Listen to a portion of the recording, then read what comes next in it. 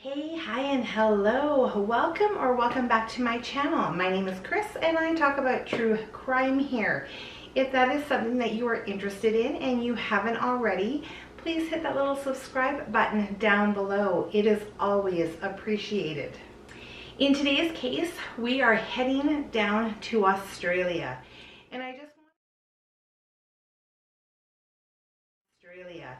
And I just want to put in a little side note. This is just kind of an overview of what actually happened that day. I'm not going to get into a lot of the details just because of the sensitive nature of what happened.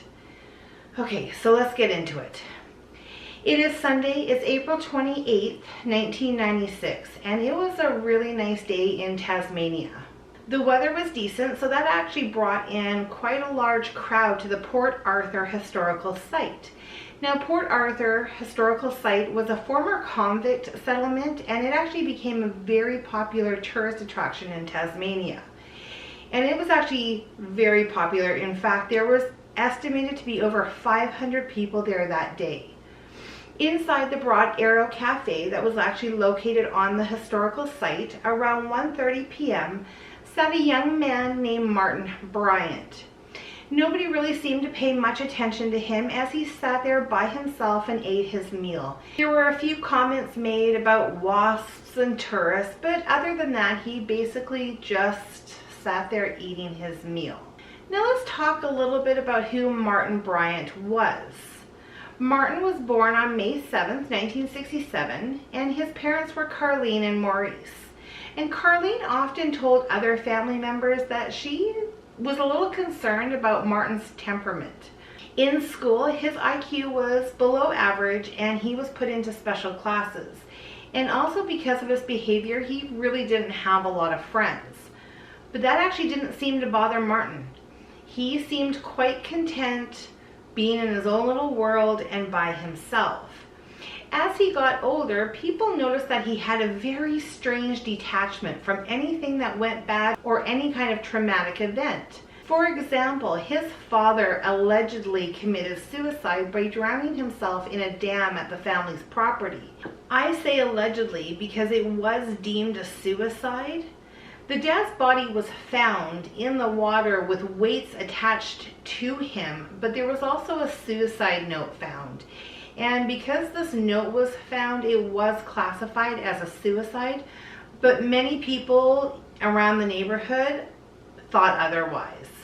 Anyways, during the investigation, when they were actually searching for the body, Martin almost seemed to be enjoying himself and literally showed no concern about his father's death. Neighbors also described Martin as a troublemaker because he was always throwing rocks at other children. He was destroying gardens and trees. He would untie boats from the docks and just let them float away. Later on, Martin got a job as a handyman that would actually prove to be very life-changing. He was hired by a woman named Helen Harvey, who was very, very wealthy. Helen took him on shopping sprees and would spend countless amounts of dollars on him. He also ended up moving into her mansion. It was said that she was so rich that she would buy a car every month, but actually never drove any of them. Later on, the two of them ended up moving to a different small town, and it was stated that Martin's behavior actually became much more intense. One time, a neighbor even reported Martin to the police because he had threatened him with a rifle. It seemed now that Martin had an obsession with firearms. Whatever this relationship was, it came to an end when Helen Harvey died in a car accident. Now, some people speculate that it was Martin's fault that the accident happened, but it was investigated and the police cleared him of any charges. But Martin was the sole beneficiary for Helen's estate, leaving him with a mansion and over $500,000 to do what he wanted. And at the time, what he wanted to do was he wanted to do a lot of traveling. It was stated that he had traveled quite often, was spending money here and there, but it was his money to do what he wanted to do. Anyways, so we're back at the cafe now, and Martin finished his meal that he was eating on the porch, grabbed his bags, and went back inside. Placing one of his sports bags onto an empty table, he just stood there for several minutes watching everyone.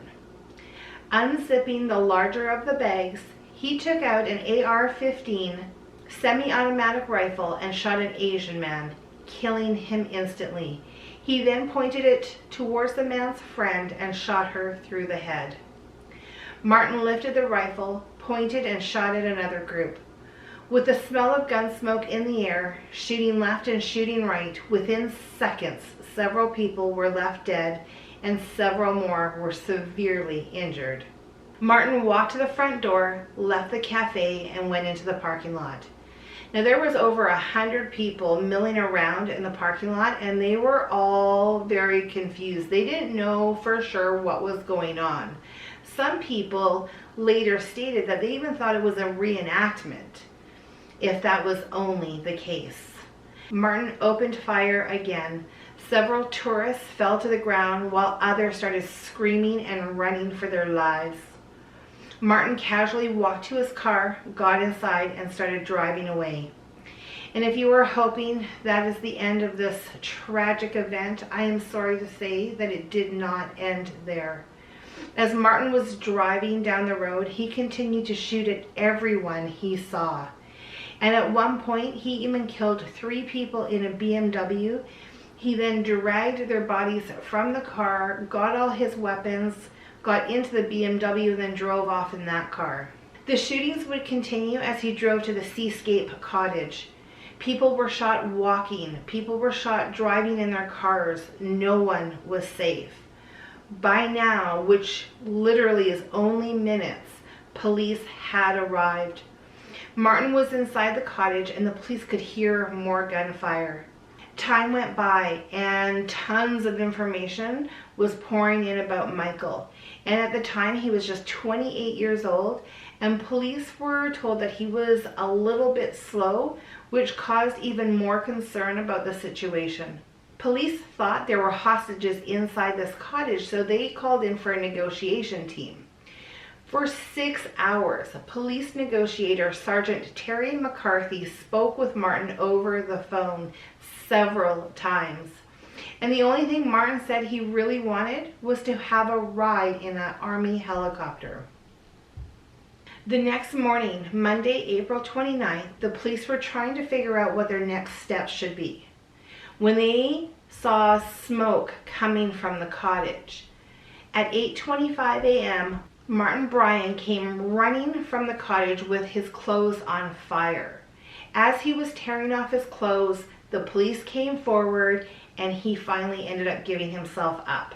Unfortunately, the police found more victims inside the cottage.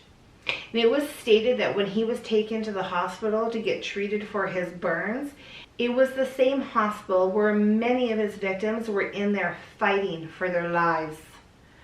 In 19 hours, Martin Bryant had killed 35 people, including children, and wounded 23 others.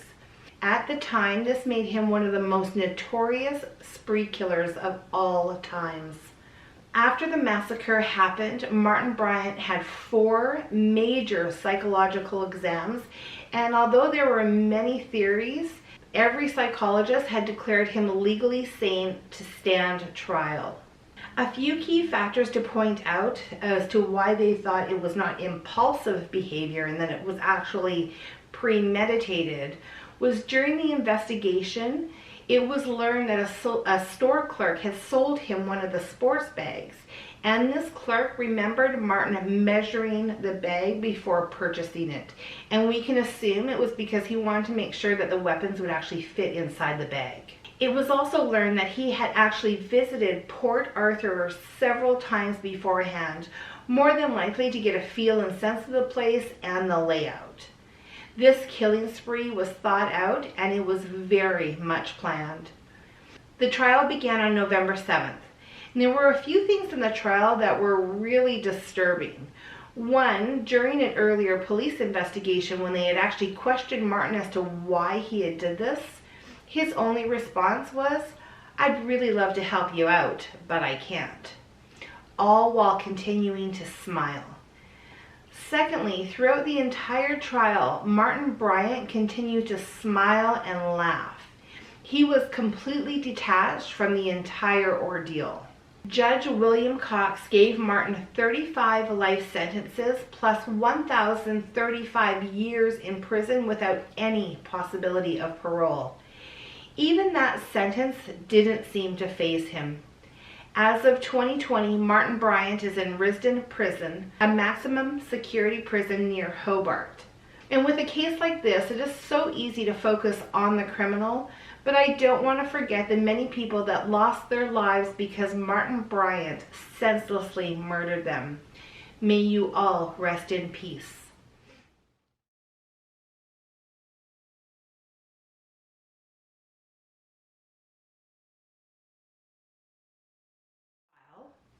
That's it for today's case file. It was a very, very tragic day that took the lives of so many. Please comment down below, let me know what you think and if you've heard this before. I always love to hear your comments and your opinions. And also, if you have any stories that you want me to cover here, please leave them in the comments down below. I would love to look into them. And until the next case, please be well and stay safe. Until next time, lots of love from Calgary.